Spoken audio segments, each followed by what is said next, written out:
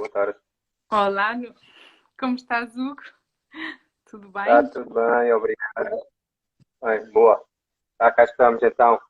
Sara, em primeiro lugar, agradecer-te em nome do agrupamento de escolas Dr. Francisco Fernandes Lopes de Olhão, e em nome do projeto cultural do agrupamento e em meu nome pessoal, teres aceitado o nosso convite para seres a nossa primeira entrevistada de janeiro deste projeto que nós temos, integrado dentro do Plano Nacional das Artes, que depois tu já vais explicar um bocadinho melhor. E agradecer por pronto, pela tua disponibilidade, porque eu sei que tens uma vida muito atarefada, e para nós é um prazer poder falar com uma das pessoas responsáveis por este nosso projeto cultural de escolas e pelo Plano Nacional das Artes. Em primeiro lugar, para as pessoas que não me conhecem, eu sou o Hugo Lopes, estou cá em Baixo em Olhão, e tu és a Sara Briganti, que estás em Lisboa, não é? É isso. Exatamente. Portanto, Sara Barriga Briganti, és licenciada em Belas Artes e Escultura, mestre em Artes Visuais e pós-graduada em Museologia. E um dia houve uma frase que foi dita numa entrevista assim: a arte é uma outra linguagem de comunicar, formas diferentes de estar no mundo. O que é que a Sara quis dizer com esta sua, enfim, com esta sua frase? Portanto, vamos começar por aqui. Ok, é um ótimo mote. Quero começar por agradecer o convite. Para nós é sempre um privilégio enorme poder comunicar convosco, que são nossos parceiros, mas também com todos aqueles que tiraram esta hora para estar connosco. É uma oportunidade muito importante para o Plano Nacional das Artes também falar sobre a sua estratégia, sobre o manifesto, e por isso também agradeço naturalmente ao projeto cultural de agrupamento da Escola de Olhão, mas também a todos aqueles que estão aqui a assistir connosco a esta conversa. E para ir direto ao assunto e a essa questão, de facto, estes olhares sobre o mundo, que têm que ser naturalmente muito diversificados e, se forem através da arte, veem e interpretam um mundo diferente, que é naturalmente aquele que vem informado pelo olhar criativo, pelo olhar da imaginação, é esse mundo, é para esse mundo que estamos a trabalhar muito concretamente.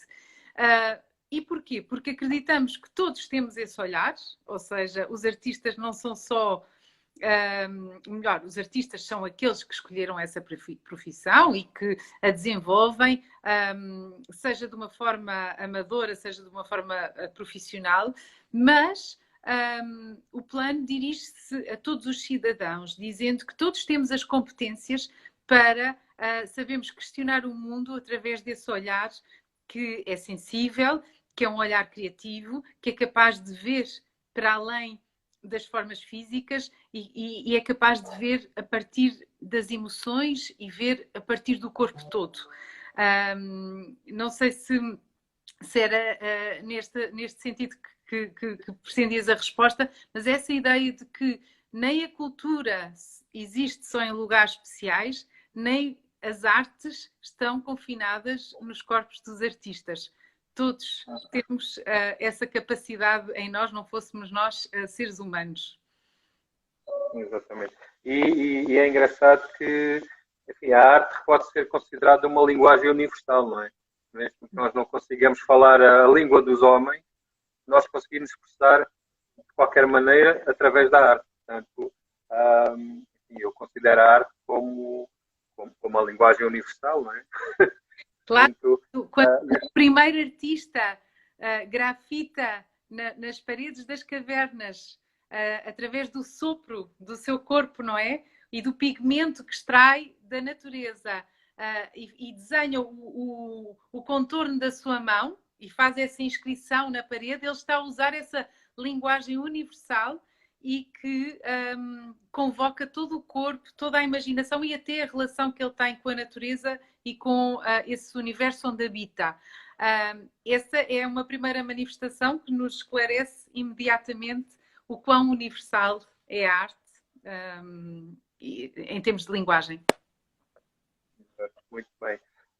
Sara, eu vou-lhe fazer uma pergunta que eu faço a todos os meus convidados, E é o que é que queria ser quando fosse grande, quando andava na escola. Eu adoro essa pergunta. A primeira vez que tive assim uma consciência um pouco mais séria sobre o que queria ser foi queria ser designer. Mas designer nos anos 80 era quase uma palavra nova, ou seja, claro que não era nova no sentido em que o design já existe como disciplina, pelo menos com fôlego desde o início do século XX, com menos fôlego já no século XIX, não é? Com a industrialização. Mas eu lembro-me de ouvir uma entrevista na rádio ao designer Filipe Caiate, ao designer gráfico e ficar muito fascinada com a maneira como o Henrique Caiate, peço desculpa, muito fascinada com a forma como ele falou desse seu olhar sobre o mundo e o que era isto de ser designer. E ao ouvi-lo e a pensar, esta é uma pessoa que é paga para ficar sentada a pensar e a ter ideias e a desenhar novas propostas para comunicar no mundo, eu pensei, é isto que eu quero ser. Eu acho que esta nova palavra, esta nova possibilidade de profissão é aquela onde eu me quero encaixar. E foi nessa senda que fui estudar design têxtil na António Arroio, num curso técnico-profissional, ainda existia nessa altura, e adorei, mas aí percebi que o meu caminho era muito mais para as artes visuais e não tanto para o design, no sentido que me interessavam muito mais a liberdade plástica que as artes têm e que é muito diferente do processo de trabalho, o processo criativo de um designer. Mas foi assim, e entrei para as Belas Artes a achar que ia ser pintora e depois descobri que a escultura é que me fascinava. E depois, um pouco mais tarde, comecei a trabalhar em museus, porque me interessava todo este universo da arte contemporânea, não só como artista, mas também como alguém que pensa nessa relação com a arte contemporânea e nessa altura fascinei-me pelo mundo da educação e da mediação. E, portanto, eu mantenho sempre em aberto, não sei o que é que vai ser o fim, mas gosto dessa ideia de que não temos que ter a mesma profissão a vida toda, nem temos que talhar a nossa vida a partir de uma decisão que tomamos aos 20 anos, quando entramos na universidade. Exato. Portanto, eu sei que a Sara é uma pessoa de sem medos, ou seja, eu ouvi uma entrevista sua em que dizia, se eu soubesse o que era, enfim, talvez a realidade, nunca tinha sido da minha zona de conforto e tinha ficado no meu trabalhinho o resto da minha vida, não é? E já percebi que a Sara, nos diversos projetos que tem abraçado, aliás, e que nós já vamos falar, tem sempre, talvez, jogado de cabeça, com o intuito de fazer o melhor que sabe, não é? Portanto, nós não temos medo de arriscar, nós temos é que ter a certeza daquilo que vamos fazer e que vamos ser bons naquilo que fazemos, não é? Mesmo que não percebamos nada, como foi o caso do Museu do Dinheiro, não é? Nós depois já lá vamos. É verdade. Não, mas essa questão, e sem falar da história do Museu do Dinheiro, é mesmo uma característica minha, mas que eu tentei sempre passar aos meus alunos, porque eu fui professora durante muitos anos, e acho que uma vez professor, para sempre professor, nós nunca perdemos esse coração de professor, ele está sempre cá, mas que tentei sempre transmitir aos mais jovens, porque o medo é aquilo que nos agarra para esse lugar confortável, mas que nem sempre é o lugar da felicidade. Para arriscar é preciso sair desse lugar confortável e termos muita confiança em nós. E confiança também no mundo, confiança que as coisas vão correr bem. E, isto apela um pouco ao nosso lado otimista. Todos, quem não tem, eu sugiro sempre que fortaleça, que muscule esse lado positivo. Porque o otimismo é sem dúvida uma força para enfrentar os medos.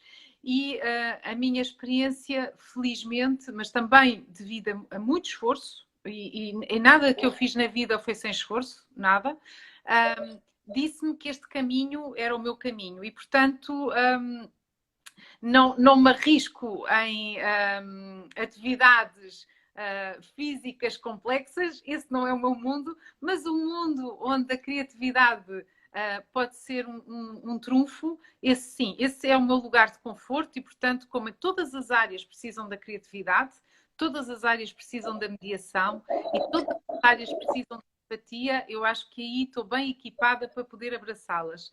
E, portanto, nada disso me mete medo, seja em que área for. Exato. Sara, é engraçado que nós os dois, sem nunca nos termos conhecido, ahm, podemos dizer que é a terceira vez que estamos envolvidos num projeto em conjunto. Portanto, a primeira foi, nós tivemos um professor em comum, o professor Delfim Sarde, não é? Que vai Dentro do estar. CCB, que nós vamos entrevistar no dia 11 de fevereiro. Exato. Depois, por um acaso, eu trabalhava com o Sérgio Godinho entre 2003 e 2006, uma altura em que a Sara trabalhou também com o Miguel Mota no Teatro Municipal de Viseu, não é? Miguel Honrado. Teatro Viriato, Miguel Honrado. E agora vamos nos encontrar aqui no Plano Nacional das Artes, não é? A Sara como subcomissária e eu como o coordenador dos projetos aqui em Baixo Olhão. E podemos dizer que o mundo realmente é pequeno, não é? Porque nós, sem nunca nos termos cruzado, já tivemos alguma coisa em comum e esta é a terceira vez. Portanto, há coisas do universo que nunca se sabe. Não é? É verdade, pronto, isto é uma comunidade. Exato. Portanto, isto, normalmente diz que o mundo é uma ervilha e enfim, e se calhar nós somos quase a prova de que isso realmente pode ser verdade. Pronto, a Sara fez, portanto, a sua licenciatura em Escultura e em Belas Artes e houve uma altura da sua vida em que foi viver para Bruxelas. Chateou-se com Portugal, achava que Bruxelas era o ponto fulcral da Europa para se expressar. O porquê ter ido para Bruxelas? Bom, em primeiro lugar, apaixonei-me. Isso é sempre uma boa razão. Não, falando sério.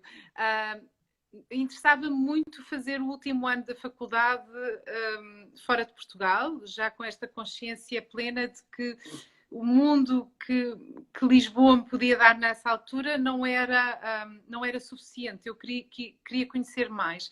E esta cidade tinha várias características muito particulares. Primeiro, uma força multicultural como não havia no centro europeu. Bruxelas era, de facto, o umbigo da Europa, no sentido em que várias culturas se reuniam num espaço tão pequeno como esta cidade de Bruxelas. Depois, porque havia nessa altura duas escolas muitíssimo boas que me interessava atender, frequentar. Uma delas no lado flamengo, portanto com tutela flamenga, e outra com tutela francófona, e que me permitiam, por um lado, desenvolver conhecimentos a nível conceptual e o meu projeto, e o lado francófono com ateliês magníficos na área da serigrafia, que foi a área onde eu desenvolvi o meu trabalho. E depois ainda tinha outro ingrediente, que era esta programação cultural efusiva com muitos jovens e que me permitiu, efetivamente, depois tomar contacto com outras expressões artísticas que eu em Lisboa, no fundo, não estava tão sintonizada. E aqui falo especificamente na área da performance, na área do cinema, na área da dança, na área do teatro, com uma programação internacional que, de facto, só Bruxelas conseguia convocar.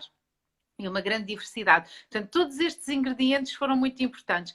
Mas nada disso seria possível se, de facto, não existisse um programa Erasmus. E eu sou das primeiras gerações desse programa, faço parte das primeiras gerações do programa Erasmus, que é dos programas mais bem conseguidos, mais felizes deste projeto europeu. E fiquei um ano, podia ter ficado de facto mais tempo, mas entretanto surgiram outros desafios em Lisboa e eu nunca deixei Portugal e nunca deixei a minha cidade. Exato. Foi só muito bom. E é interessantíssimo porque eu também já tive a sorte de ter estado em Bruxelas quando trabalhava com artistas e realmente nós no centro da Europa sentimos que estamos em qualquer lado, em qualquer momento, não é?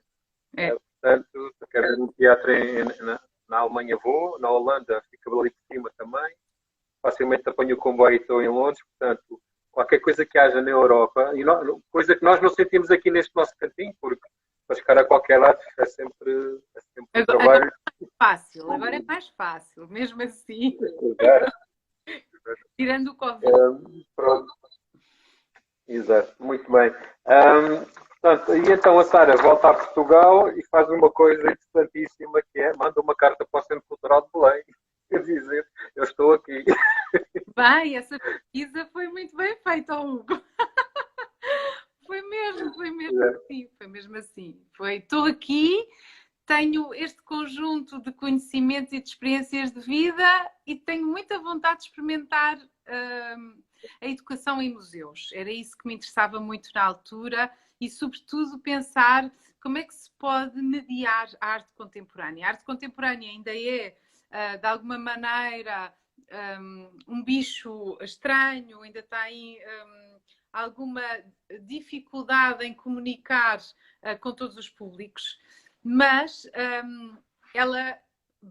mediadas, todas as obras de arte são fascinantes. Às vezes a falta de mediação faz com que a gente não perceba que existe ali um ponto de interesse para todos. E então esse desafio era o desafio que me interessava abraçar. Como é que eu posso falar sobre o trabalho de um artista como o João Penalva, que é um artista conceptual, que o seu trabalho está muito ligado a um conjunto de narrativas, são narrativas pessoais, são narrativas que falam com todos nós, porque algumas delas são narrativas que nos são comuns a todos, mas cuja obra, se não tivermos pré-referências, pré-conhecimentos, talvez seja difícil de interpretar.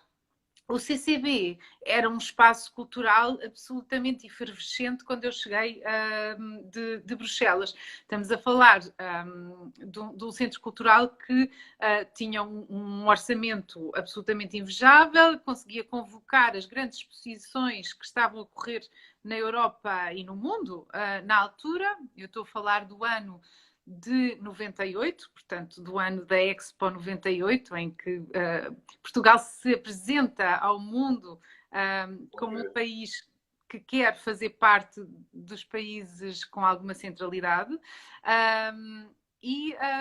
Portanto, era um centro que já tinha a capacidade de chamar artistas jovens, artistas que pensavam o mundo nesta altura e, portanto, eram artistas que estavam muito disponíveis para trabalhar com esta equipa de mediação que eu fiz parte, tive o privilégio de fazer parte. Portanto, não só estudando o percurso e o trabalho destes artistas, mas depois tendo a possibilidade de reunir com eles, de conversar com eles. E quando falo de artistas, falo de curadores, falo de toda uma equipa muitíssimo jovem do Centro Cultural de Belém nessa altura. Por acaso agora estou a pensar, eu quando trabalhei, o curador Delcio Pinsardo não era diretor do CCB, ele depois veio a ser uns anos mais tarde, eu entretanto saí e fui trabalhar mais com a Gulbenkian. Mas sim, foi absolutamente extraordinário porque não havia nessa altura uma forma de fazer mediação em museus e não havia uma forma de fazer mediação da arte contemporânea. Portanto, todo aquele grupo de trabalho no qual eu me incluí, nós podíamos inventar as formas como trabalhávamos a comunicação em museus. E isso era, para um artista, não é? Para alguém que pensa de forma criativa o mundo, era extraordinário. Portanto, não havia regras, nós experimentávamos, era um laboratório, foi um laboratório de mediação. Mas isso foi só depois, porque eu sei que quando propuseram à Sara para ser monitora, a Sara pensou, vou monitorizar o quê? A qualidade da água? O que é uma monitora, não é? O que será uma monitora, bem? E a Sara ficou assim um bocado com receio, não é? Mas depois quando entendeu que o seu papel de monitora seria o explicar a ligação entre as exposições de arte contemporânea e os públicos, não é? Disse, é isto mesmo que eu quero, não foi? É assim? É porque este nome monitor, que coisa tão estranha, a gente sabe, monitor do campo de férias, não é assim a ligação que temos, mas eu nem sequer fiz parte dos escuteiros, nem tinha essas experiências, isso fazia, e de facto foi preciso pensar o que é que esperam de facto de mim. Mas pronto, também nessa altura eu tive o privilégio de trabalhar com a Bárbara Coutinho e com muitos outros, mas a Bárbara coordenava esse grupo de monitores dentro do CCB e foi maravilhoso. E dizem que a Sara falava da arte com paixão. É verdade. Eu posso saber, eu sei porquê, mas gostava que explicasse também às pessoas que me estão a ver. Isso por acaso também acho que é um aspecto que é tão importante na nossa vida, que é esta ideia de facto nós estarmos inteiros naquilo que fazemos e fazermos porque acreditamos absolutamente que esse trabalho é um contributo para o mundo e não é só para o nosso mundo, é para o nosso mundo em termos gerais. Eu sou uma pessoa que gosta muito de pessoas e gosta muito de comunicar. Isto é a minha matriz. Eu não sou, não tenho perfil de investigador, não tenho perfil de ficar fechada em casa. Eu gosto de pessoas e gosto de evoluir com pessoas. E portanto, esse lado muito emocional que eu tenho absoluta consciência que trago comigo, é intrínseco, não consigo sequer controlar, nem quero. E, portanto, poder falar de arte contemporânea com públicos e darem-me todo esse crédito, confiarem em mim para o fazer, aquilo era a felicidade plena nessa altura. Estamos a falar de uma pessoa que eu tinha 20 e poucos anos. Eu até pensava, mas será que eu estou a fazer bem? E será que é mesmo assim? Mas as pessoas diziam-me sempre, mas fala com muita paixão. Eu disse, pronto, olha, se calhar, se eu conseguir apaixonar as pessoas pela arte contemporânea, eu acho que já fiz bem o meu papel. Exato. Porque a Sara fala das pinturas enquanto pinturas e eventualmente outros monitores de museus, se calhar falam das pinturas enquanto parte histórica, não é? Portanto, as pessoas se calhar conhecem a pintura enquanto história e a Sara conhece a pintura enquanto o pintor em si. Se calhar mete no papel quase do pintor para conseguir explicar aquela obra. Portanto, essa paixão. Eu acho que isso é super importante o que estás a dizer, porque eu sentia muito essa diferença com outros colegas, ou seja, de facto o trabalho de equipa é maravilhoso porque nos permite aprender com os outros aquilo que nós não trazemos, que não temos. E se em termos de uma consciência histórica muito consolidada que os meus colegas de história traziam, não é? Porque, claro, eram capazes de relacionar um conjunto de factos da história da arte com a história política, com a história de cada país.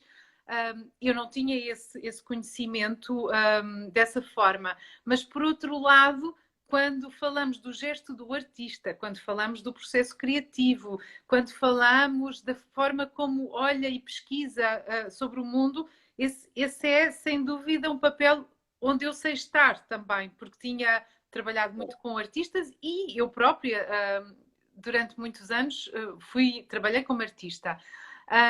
E eu acho que sim, acho que essa maneira de falar da pintura, como estás a dizer, e a pesquisa foi muito bem feita, tem tudo a ver com comunicar de uma forma que é absolutamente intrínseca. Enquanto falamos, quando falamos a partir de uma disciplina que é a história ou de uma outra área de conhecimento, o discurso pode se tornar mais científico. Se falamos das nossas histórias pessoais, o discurso é interpessoal e muitas vezes as pessoas, é isso que liga as pessoas às pessoas, são as narrativas que nos são comuns e essa humanidade. Exatamente. Então, e uma pergunta pessoal. Quando a Sara fala do artista Paulo Briganti, também fala com paixão? Essa é mesmo pessoal. Sim, com muita, muita paixão e acho que é um dos artistas mais extraordinários vivos portugueses. Eu sou muito fã do artista Paulo Briganti. Acredito que sim. Muito bem. Sara, quando saiu do Centro Cultural de Belém, foi para a Gulbenkian, certo? Sim. Fez o mesmo papel na Gulbenkian ou teve outros papéis na?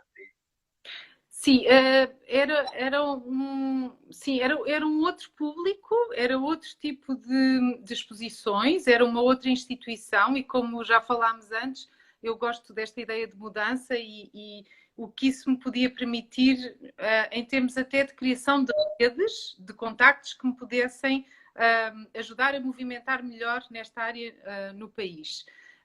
E, portanto, quando eu fui basicamente caçada dentro do museu, estava a fazer uma visita no CCB e houve uma curadora da Gulbenkian que veio ter comigo e disse: eu gostava que tu viesses trabalhar connosco para a Gulbenkian. E durante algum tempo eu fiz o trabalho nos dois locais. E para além disso era professora, como eu disse, eu nunca deixei de ser professora durante estes anos todos. E a dada altura estava a estudar e estava a fazer mestrado, já era muita coisa para gerir e eu escolhi ficar na Gulbenkian. E porquê? Porquê é que escolhi ficar? Interessava-me trabalhar uma coleção mais permanente para poder aprofundar melhor o conhecimento sobre essa coleção e poder ter programas de mediação que durassem mais tempo, porque no CCB era tudo muito dinâmico. Durante 3 meses tínhamos uma exposição e vinha outros 3 meses e tínhamos outra. Isto é super interessante, mas para alguém, eu já estava a fazer investigação na área da mediação, eu queria fazer estudos mais longitudinais, que me permitissem perceber as diferenças do meu trabalho enquanto mediadora ao longo do tempo, a partir de um mesmo conjunto de obras de arte. Por outro lado, gerou-se também um grupo de trabalho na Gulbenkian de outros mediadores que me fascinaram também muito. A possibilidade de trabalhar com a Susana Gomes da Silva, que começou na Gulbenkian quando eu comecei também. E tudo isto fez-me abraçar esta outra instituição como instituição de colaboração, mas sempre como freelancer. Isso aí também é importante dizer.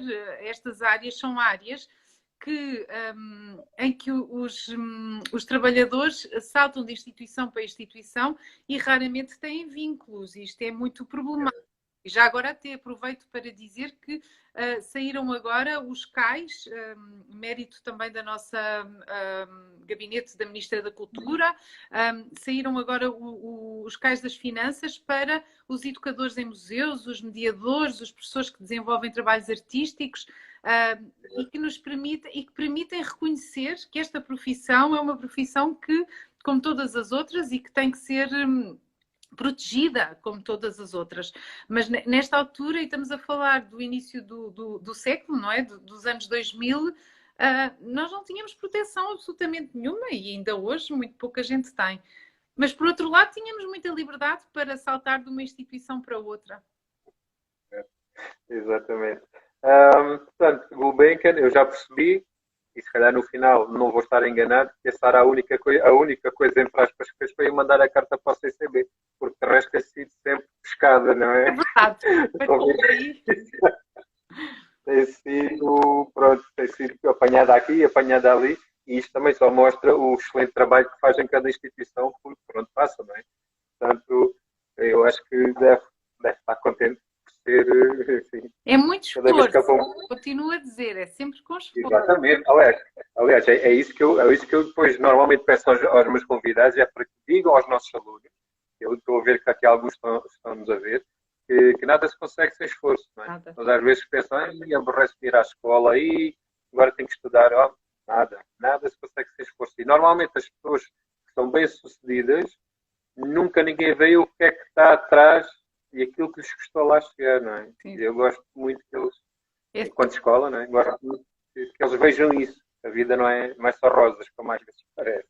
Nós temos sempre que pensar o que é que vai acontecer naquele sítio, naquela hora, e se eu escolher não ir, vou perder essa oportunidade. Portanto, esta foi sempre a narrativa da minha vida, foi, ai meu Deus, se eu não fizer isto, se calhar há ali qualquer coisa extraordinária que eu vou perder.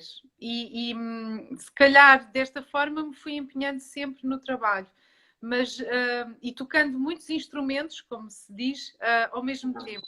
Não foi nada fácil estar a trabalhar em várias instituições em simultâneo e manter uma vida pessoal também ativa, jovem, porque me interessava desfrutar o mundo como qualquer jovem.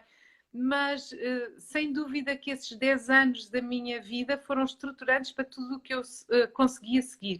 E eu hoje sinto-me muito realizada e muito feliz pelos desafios que tive, mas é como dizes, Hugo, tens toda a razão, foi a partir de pensar sempre, a vida é sempre um boomerang, está sempre tudo a voltar para trás, não é? Como aquela história que falávamos no início, nós já não nos conhecíamos, mas já nos cruzámos várias vezes na vida. Eu sinto muito isso. Eu agora tenho 47 anos, portanto já estou numa fase muito madura da minha vida, já consigo olhar para trás e fazer alguns balanços, e aquilo que eu sinto é que muitas vezes eu hoje estou só a colher frutos, já não preciso do mesmo esforço, preciso da mesma atenção. Atenção é sempre preciso, termos atenção ao mundo, mas há muita coisa que me aparece hoje que eu penso, olha, isto vem de há 10 anos atrás, isto vem de...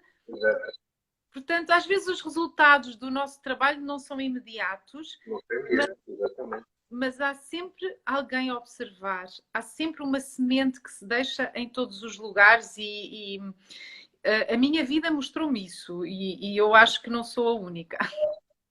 Eu acredito também. Eu também acredito muito nisso e também tenho essa perspectiva de vida. Às vezes parece que as coisas são difíceis de se alcançar, mas depois chegamos a uma determinada coisa. Realmente, se calhar o meu passado foi a preparar este futuro que eu tenho agora, ou este presente que eu tenho agora. É isso mesmo. É realmente isso mesmo. Bem, quantos anos na Gulbenkian? Na Gulbenkian, se calhar uns 6, 10, sei, 10, se calhar. Foi desde 2000 a 2010, se calhar. Eu fui sempre mantendo uma ligação. Pronto, Gulbenkian em Lisboa e depois Serralves e Editora Sete Pés no Porto, correto? Isso eu fiz ao mesmo tempo. Bom. A Gulbenkian era uma espécie de local estável e que, como vos disse, era freelancer, não é? Portanto, o vínculo permitia-me estar noutras ligações. Serralves foi muito interessante porque eu fui fazer um estudo só de 3 meses, não foi durante muito tempo. Mas, mais uma vez, era uma instituição que, com o Porto 2001, foi nessa altura que eu estive em Serralves, estava absolutamente efervescente. Portanto, era um museu que teve, eu não sei se foi 20 e tal exposições no mesmo ano, uma loucura, com, mais uma vez, artistas nacionais, artistas estrangeiros, uma equipa muito jovem também a trabalhar na produção, na curadoria, na educação do museu. E, portanto, eu fui para fazer observação, fui dentro do mestrado de investigação de mestrado, e, portanto, o meu papel em Serralves foi de observadora e observadora crítica do trabalho que ali se fazia. Portanto, eu aí não fiz trabalho como mediadora, coloquei-me neste lugar de fora para perceber como é que se trabalhava naquele lugar e como é que cada mediador, vindo de backgrounds muito diferentes, cá está, de várias disciplinas, vários cursos, diferentes cursos, como é que eles abordavam a arte contemporânea. E foi isso que fiz aí. A Sete Pés foi uma outra organização no Porto, muito importante na área da formação para instituições culturais.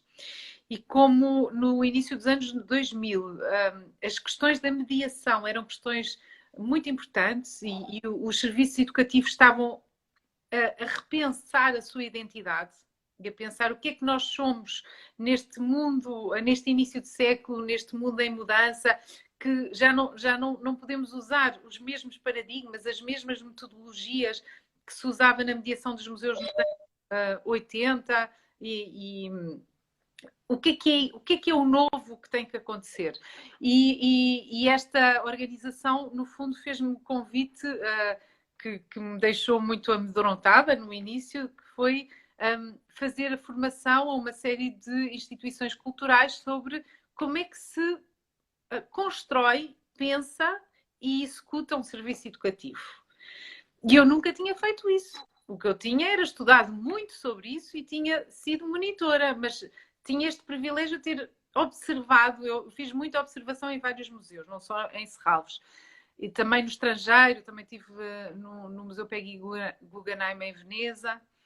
E eu achei, ok, eu se calhar sou capaz, porque eu tenho uma ideia do mundo ideal, eu tenho uma ideia do que é que eu faria se fosse coordenadora de um serviço educativo. E é isso que eu vou pôr. Pronto, e durante 10 anos, eu e a Susana Gomes da Silva, que depois rapidamente se juntou também a este grupo de formação, corremos o país todo a fazer formação em instituições culturais, às ilhas. Foi fantástico. Criámos uma rede de contactos extraordinária, como imaginas. Muito bem. Exato. Muito bom. A passagem pelo Teatro Viriato como consultora, como é que surgiu o convite? Foi mais um convite, não é? E como é que surgiu e qual é que era o papel? E é engraçado que foi uma altura que eu estive lá com o Sérgio Godinho a fazer concertos, né? Em 2005, por aí. E foi uma altura em que a Sara estava lá, portanto, mas como é que surgiu este convite e qual é que era o seu papel lá no Teatro Viriato? O Miguel Honrado é uma pessoa que eu tenho uma admiração infinita. Um grande gestor cultural e alguém que pensa muito bem esse papel dentro de uma comunidade e num território. E nessa altura o Miguel foi, durante um período, substituir o diretor do Teatro Viriato, que é o bailarino Paulo, e agora está-me a esquecer, esqueci-me do nome. E o Miguel tinha esta noção clara que queria fazer uma programação muito internacional, com algum arrojo, ou seja, em que poderia, no fundo, precisar de ter a interveniência de uma entidade de mediação para poder, no fundo, conciliar, aproximar as pessoas a essa programação. Portanto, era uma programação que nós chamamos de programação de risco. Tinha as coisas normais, que estamos todos habituados a ver, sei lá, as companhias nacionais de bailado, etc. Mas depois, ao lado, também tinha a dança contemporânea e teatro contemporâneo, que já têm outro tipo de linguagens. Com esta consciência e pensando em termos estratégicos, o que ele fez foi, ele chamou-me porque me disse, olha, nós precisamos de criar um serviço de mediação para o Teatro Viriato, para suportar, para acompanhar esta programação. E precisamos de ter uma relação direta, próxima com as comunidades, seja as comunidades escolares, seja as comunidades não só da cidade, mas também das outras cidades em volta de Viseu. E pediu-me, vamos estruturar um serviço educativo, era assim que se chamava na altura, não se falava de mediação, juntos, vamos pensar nisto juntos. No fundo, eu fui um pouco uma assessora do Miguel para podermos pensar a comunicação e a mediação dessa programação. Eu não conhecia não conhecia muito teatro, só como espectadora, adoro, não é? E dança, e sou muito fascinada, mas a minha experiência era de público, e também conhecia muito pouco a região de Viseu. Portanto, a primeira coisa, ou melhor, em paralelo, aquilo que fiz foi mergulhar nestas duas áreas. Que território é este? Que comunidades são estas? Quem é que vive em Viseu, que conheça muito bem a cidade, mas que saiba também trabalhar estas linguagens artísticas e que possa, no fundo, ser a pessoa que fica lá no teatro a trabalhar continuamente, porque o meu papel era de consultora. E encontramos uma pessoa excepcional, que foi a Ana Lúcia Figueiredo, que durante muitos anos fez esse serviço educativo.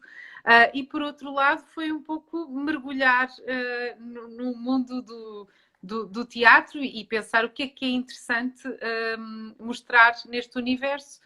Pronto, e foi, mais uma vez, um laboratório também de meditação. E, nessa altura, a Sara já estava na Casa das Histórias da Paula Rego ou ainda estava na Gulbenkian? Não, ainda estava na Gulbenkian, sim. Nessa altura ainda dava aulas, sempre a dar aulas.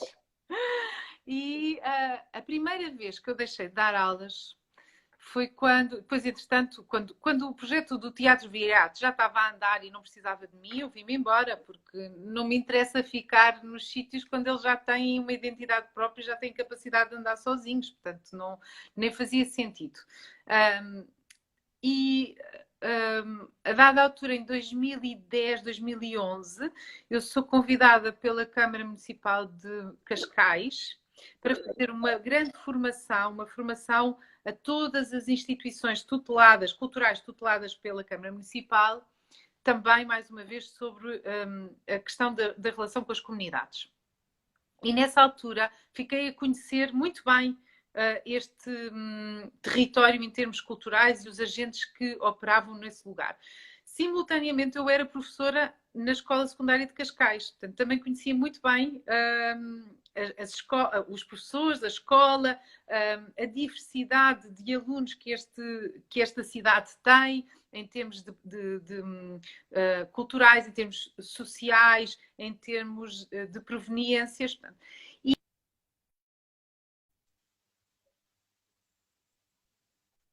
a possibilidade de poder... Porque a Casa das Histórias tem uma primeira comissão instaladora, com a direção da diretora Dalila Rodrigues, mas que, entretanto, se essas funções e era preciso criar uma nova equipa, e nessa altura fui eu que propus, fui propor, não foi chamada dessa vez, tinha muitas referências, mas quem foi escolhida como diretora foi Helena de Freitas, que trabalhava comigo na Gulbenkian, e eu disse: Helena, eu sou a pessoa que tu estás à procura. Eu conheço o universo do território, da comunidade, eu conheço o projeto, eu adoro o trabalho da Diego. Não é um trabalho nada fácil de mediar, é um trabalho que gera nas pessoas sentimentos muito contraditórios, foi super desafiante. E ainda tinha outra coisa, eu queria fazer da Casa das Histórias um laboratório de mediação completamente diferente. Portanto, quase como tudo o que eu aprendi até ali queria pôr em prática na Casa das Histórias. E, portanto, não me interessava fazer a mediação tradicional que se faz a obras de artes visuais, mas interessava-me que todas as artes, todas as linguagens fossem convocadas para a mediação nesse lugar. E, portanto,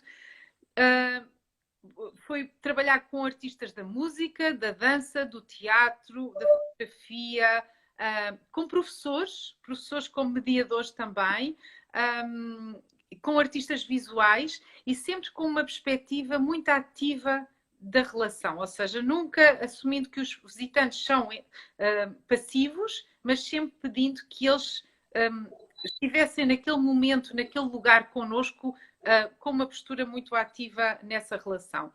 E a Helena de Freitas disse: faz o que tu quiseres. Basicamente deu-me carta branca. E foram 2 anos absolutamente maravilhosos, de experimentação total. Também tive sorte de ter algum orçamento para trabalhar, porque nisto, se não tivermos orçamento, não conseguimos. Mas foi lindo trabalhar com artistas de todas as áreas ao mesmo tempo no mesmo museu. E a Paula Rego permite isto, não é? Ela é uma artista que permite convocar todas as linguagens. Foram só 2 anos. Diz? Foram só 2 anos. Foram só 2 anos. Só 2 anos. Porque infelizmente... Depois veio a Troika e o país ficou, as fundações foram todas cortinadas e a equipa, eu sabia que a equipa ia ser muito reduzida e o meu trabalho, como disse antes, não se faz sem um orçamento mínimo que permita estes diálogos. Eu comecei a pensar que se calhar os anos que iam seguir, se não ia conseguir trabalhar da forma como queria. Pronto, e nessa altura surgiu-me esta grande surpresa na vida, que foi o Museu do Dinheiro. O Museu do Dinheiro, como é que isso surge? Também gostava que explicasse um pouco o que é o Museu do Dinheiro, que eu já tive a felicidade de visitar, não é? Mas que explique às pessoas que nos estão a ver o que é e como é que surgiu o convite. Então, o convite foi também uma coisa muito inesperada na vida, não é? Eu sabia que não queria voltar à escola e isso podia estar no panorama com esta situação que estava a relatar na Casa das Histórias e a dada altura recebo este convite para ir a uma entrevista muito misteriosa de uma empresa que se chama Headhunting, são os Headhunters, não é? Era uma empresa de recursos humanos, e dizendo que ia abrir um grande museu no centro de Lisboa, que queria ter um trabalho muito forte na relação com as comunidades e muito dentro da linha absolutamente contemporânea, na maneira como se fala e comunica com as pessoas hoje, e que era um grande projeto arquitetónico também. E se eu estaria disponível, e eu, quer dizer, com estes ingredientes todos, ainda por cima, quer dizer, a perceber que se calhar as coisas na Casa das Histórias não iam continuar a correr como estavam a correr na altura, pensei, fantástico, porque não? Pronto, e só para aí na terceira reunião é que eu percebi que era um museu chamado Museu do Dinheiro. E fiquei assim, um bocado tipo, oh, que pena, eu isso já não sei se sei fazer. E estas pessoas fantásticas que estavam lá a entrevistar-me disseram, não, mas leve estes catálogos da coleção, pense nisto e vai ver que se calhar vai fazer sentido. E eu cheguei a casa e deixei 2 catálogos de moedas em cima da mesa da sala e fiquei um pouco... não os abri de imediato. Acho que fiquei um pouco perplexa, não estava mesmo à espera. Eu achava que era um museu mais ligado às minhas áreas, não é? Porque me tinham chamado, pensei que estivesse ligado às áreas das artes. E quando abri o catálogo, pensando que aquilo não me ia dizer nada, porque francamente achei que não era para mim.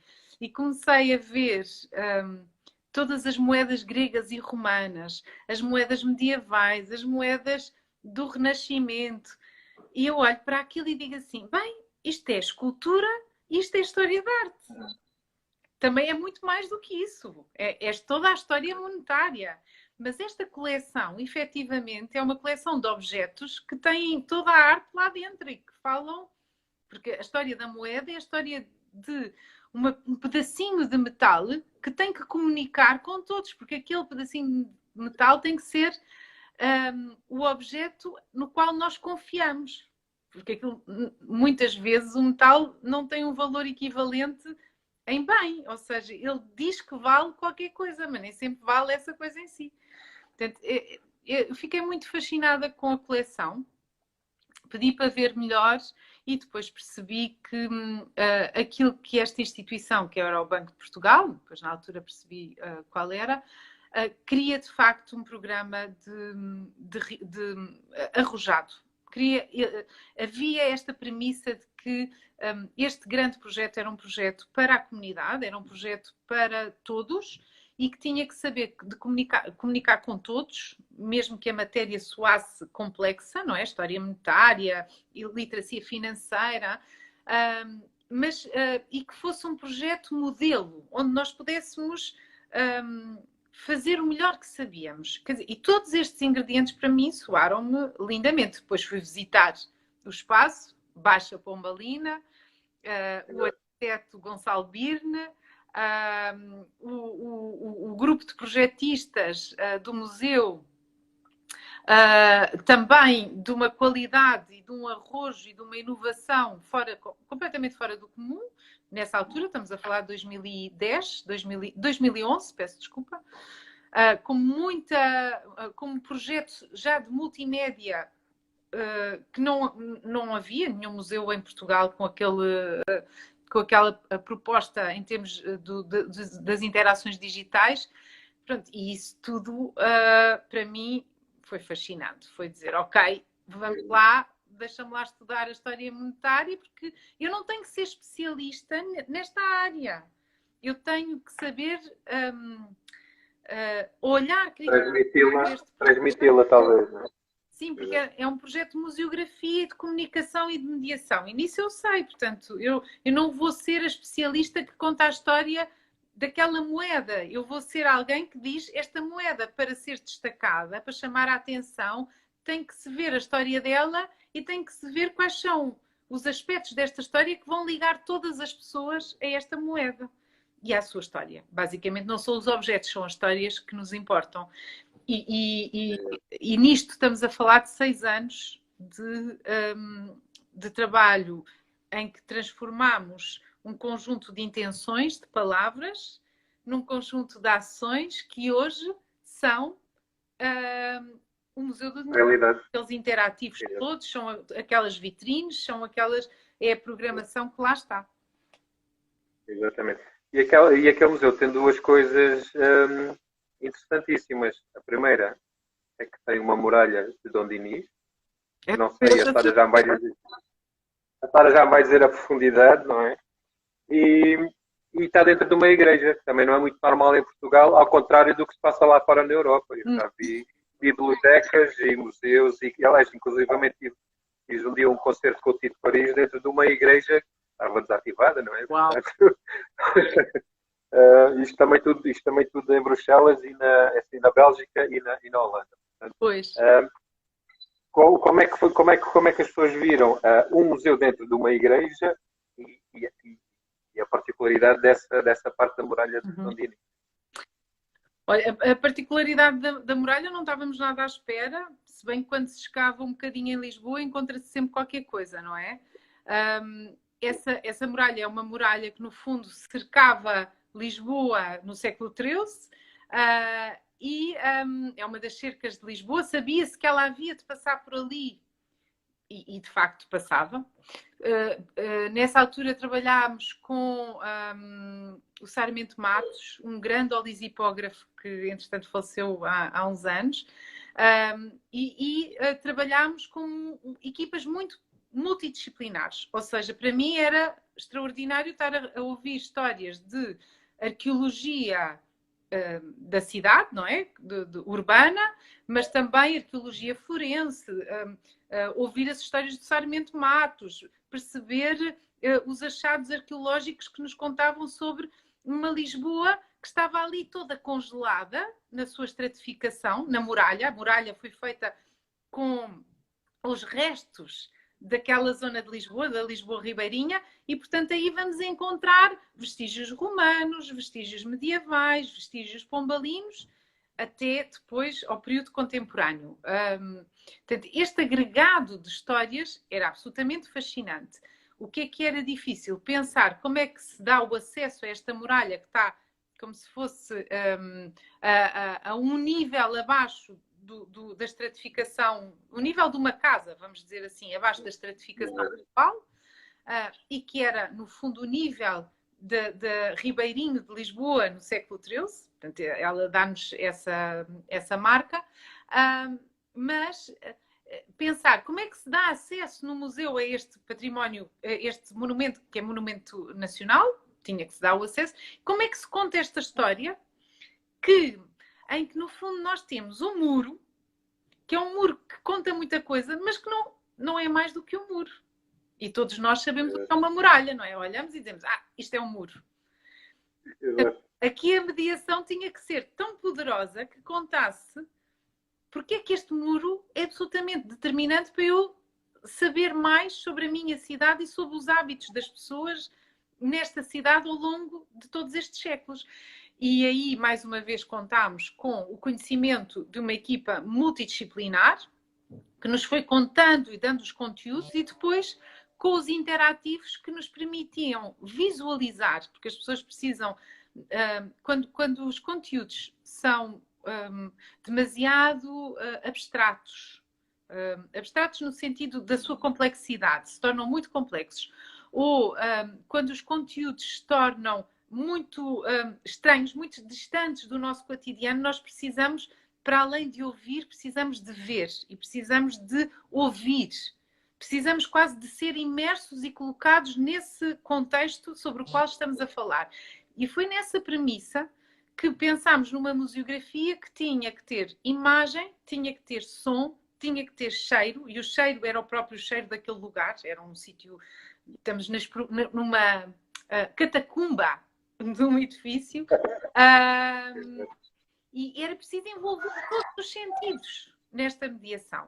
Pronto. E mais uma vez, eu estive inserida numa equipa de criativos extraordinários, liderado pelo Francisco Providência, o Gabinete de Design, mas também ela uma equipa de comunicação multidisciplinar. Portanto, de repente é o que eu estou sempre a dizer. Nós sozinhos somos capazes de alguma coisa, mas juntos somos capazes de mudar o mundo. E as pessoas maravilhosas com quem eu trabalhei é que me dão esta visão muito alargada, com muitas especialidades. Nós cada um sabia muito de uma coisa e partilhávamos.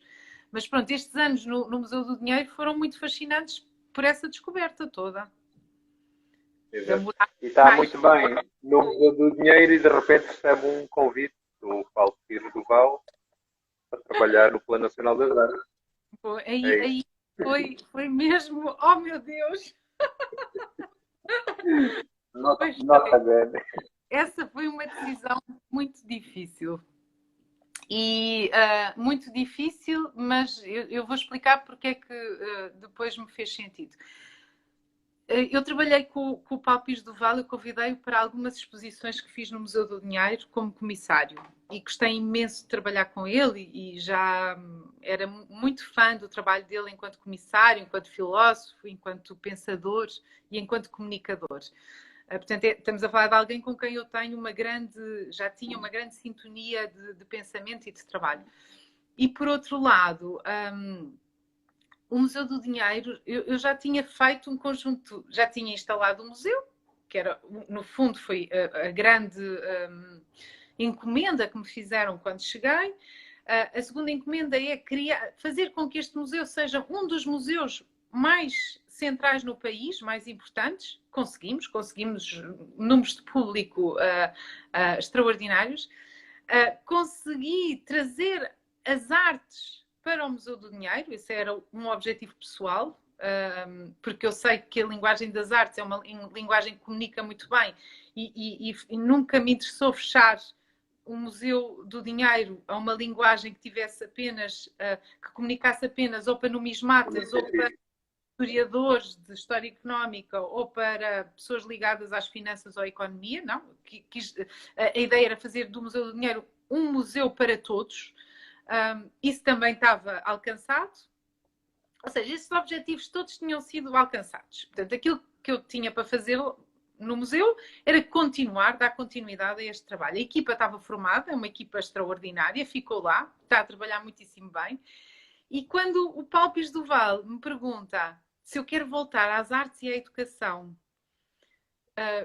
como política, criando um plano de política pública, apesar de eu estar muito confortável onde estava, eu pensei, isto agora sou eu que tenho que devolver também. Ou seja, tudo o que eu aprendi, tudo o que eu fiz, todas as pessoas que me ensinaram tanto, este é o momento de eu devolver, através do que sei e do que aprendi, e dar esse contributo. E pronto, e foi assim que saí eu sou funcionária do Banco de Portugal, eu tenho uma mobilidade no Plano Nacional das Artes, portanto agora estou deslocada para fazer este plano e esta estratégia, mas é quase como se de repente todo o trabalho que fiz confluísse para este plano. Eu sinto muito isso e a minha entrega foi total nessa premissa, pensando, de facto, nós precisamos de um Plano Nacional das Artes que mostre que a cultura está em todos nós, que as artes estão connosco e que nós, ensinar, sobretudo, transmitir esta ideia de que um mundo que não tem as artes é um mundo que pode ser vivido, mas que se calhar não vale a pena ser vivido da mesma maneira. Eu costumo dizer... É como um jardim sem flores, não é? Diz? É como um jardim sem flores, ou seja, um mundo sem arte é como um jardim sem flores. É isso. Eu costumo usar muito o exemplo da música e do rádio, não é? Acordar de manhã e ligar o rádio e ouvir música. Isto parece que é tão natural, não é? Que está lá sempre, à nossa espera. Está porque houve um compositor, um intérprete, uma equipa de técnicos, músicos e a rádio, e o locutor, e quem escolheu, tudo isto são disciplinas que estão ligadas às artes e à criação e à comunicação e que conspiraram para que eu tocasse no botão e eu visse uma música que me deixa feliz, que me dá sentido naquela manhã. E a arte é isto mesmo, é aquilo que nos ajuda a dar mais sentido ao nosso mundo. Isto sentiu-se muito na pandemia. Eu acho que quando ficámos todos fechados, se não tivéssemos os filmes e as Netflix e a música e os livros e tudo aquilo que nos inspira, que nos dá mundo, que nos põe para fora das portas e que nos faz sair da nossa casa, tudo isso nos ajudou. Eu espero que as pessoas tenham consciência da importância das artes na vida de todos, mas não seja porque tivemos todos esta experiência comum tão difícil de ficarmos fechados. Sara, fala-nos um bocadinho então do que é o PNL, o Plano Nacional das Artes, e qual a sua importância para as escolas. Sim. Então, agora assim nesta reta final desta nossa conversa, que já está longa, o Plano Nacional das Artes é esta estrutura de missão que tem 10 anos para se implantar no território e que tem a premissa de fazer chegar as artes, a cultura e o património a todas as comunidades, às pessoas. Num país que é absolutamente desigual, em termos de acesso e mesmo nas suas características sociais, económicas e até ambientais, é um grande desafio. E pensar nesta imensa escala obrigou-nos a pensar de uma forma muito estratégica com muitos parceiros, pensando, nós não vamos fazer isto sozinhos, vamos fazer isto entregando aos nossos parceiros uma estratégia na qual todos acreditamos e na qual todos vemos um bem comum. E é aqui que se ancora, esta é a âncora do Plano Nacional das Artes. Para isso, o que é que fizemos? Começámos por fazer um conjunto de entrevistas a professores, a jovens, a artistas, a programadores, a gestores culturais, a autarcas, perguntando como é que um Plano Nacional das Artes pode ajudar, onde é que vocês sentem mais dificuldades. E criámos então este manifesto com um conjunto de premissas, mas também uma estratégia para chegar a esse fim. Com o objetivo do plano, o objetivo muito... eu não quero chamar utópico, nós estamos a trabalhar para que ele se concretize mesmo realmente, mas esta ideia de desaparecer. O que nós queremos é que em 2029 o Plano Nacional das Artes já esteja completamente assimilado pelas instituições, pelos parceiros com quem nós trabalhamos e não seja necessário criar uma estratégia porque cada território, cada comunidade é capaz de construir essa estratégia. Isto tem tudo a ver com o princípio da democracia cultural, em que nós partimos do princípio que todos temos qualquer coisa a entregar ao mundo e a construir. Não existem alguns que sabem mais e outros que sabem menos, uns que podem mais. Não, com vontade todos participamos e todos construímos a partir do nosso lugar. Mas para isso, claro, é preciso investir muito em cada lugar e investir muito naqueles que vão ser os responsáveis. E aqui centramos o nosso público-alvo nas escolas, porque as escolas permitem-nos chegar aos mais jovens, às crianças e aos jovens, pensando que, por um lado, toda a educação de uma criança é feita por toda a aldeia, ou seja, precisamos de todos para educar a criança, portanto, temos de trazer para dentro da escola todos estes parceiros, mas, por outro lado, é na escola este lugar seguro, onde se cresce, se aprende e sobretudo, aprende a ser cidadão, é na escola que nós queremos atuar com muita atenção. Pronto, e criámos este plano estratégico com 3 eixos. Políticas culturais, portanto, tudo aquilo que nos permite criar uma estrutura forte para que haja uma relação direta com as escolas, que faz com que a escola e aquilo que está a ser trabalhado e ensinado e experimentado tenha uma ligação direta com a vida. Este eixo tem a ver com essas estruturas. Depois um eixo ligado à capacitação, ou seja, à formação de todos os agentes que vão trabalhar connosco e que vão trabalhar, não é connosco, é que vão trabalhar para a execução deste plano estratégico, portanto, a formação de professores, a formação de mediadores culturais, a formação de artistas, a formação, todo, o pensamento, a investigação, tudo o que tem a ver com isto. E depois, então, o eixo central, eu costumo chamar-lhe o coração do plano, esse que está ligado ao acesso. E o acesso tem lá dentro as escolas, tem a ver com o acesso ao conhecimento, o acesso à experimentação artística, mas a partir de uma premissa muito provocadora, que é esta do indisciplinar a escola. Portanto, o programa que entra dentro das escolas é um programa que diz a escola que faz sentido é uma escola onde os conhecimentos científicos interagem uns com os outros e são ligados com a vida em direto. E esta premissa nós sabemos que se concretiza muito bem com as artes. Não só porque as artes nos ajudam a pensar, a criar, a ter sensibilidade ao mundo, sensibilidade estética, mas também a relação das artes com a matemática, as artes com as ciências, as artes com a literatura, nos dão outras possibilidades de nos descobrirmos dentro deste mundo. Tem muito a ver com isso. Descobrimos quem somos, descobrimos as relações com o meio e com os outros. Mas, claro, quando chamámos indisciplinar a escola, foi assim uma provocação, porque é mesmo esta ideia de criar uma escola diferente, dentro dos moldes que as políticas do Ministério da Educação estavam a criar. No fundo, não estamos assim disciplinados no sentido da nossa tutela. Já tínhamos um conjunto de decretos-lei que nos permitiam enquadrar esta estratégia numa escola onde há flexibilidade curricular, há autonomia, onde se trabalha para um perfil de competências do aluno. Portanto, tudo isto vem antes do PNA, e nós só somos mais um instrumento do Ministério da Cultura para aquele fim, mas somos o instrumento que traz as artes como fim, mas também como veículo, como ferramenta para esta construção de uma cidadania muito atuante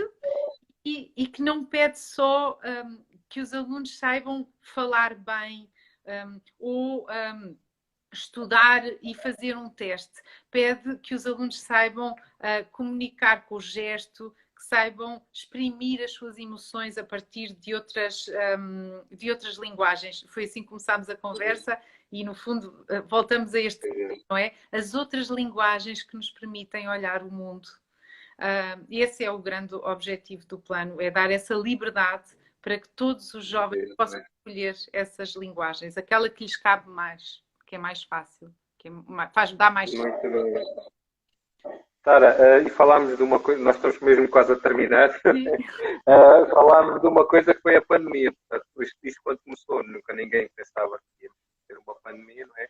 No entanto, os projetos culturais que estão a ser desenvolvidos, onde nós nos incluímos, mesmo em pandemia, conseguem desenvolver alguns projetos, uns tiveram que se reinventar, foi o caso destas nossas entrevistas. Sim, sim. Isto surgiu, as entrevistas eram para serem em presença com os alunos e tivemos que fazer desta forma assim.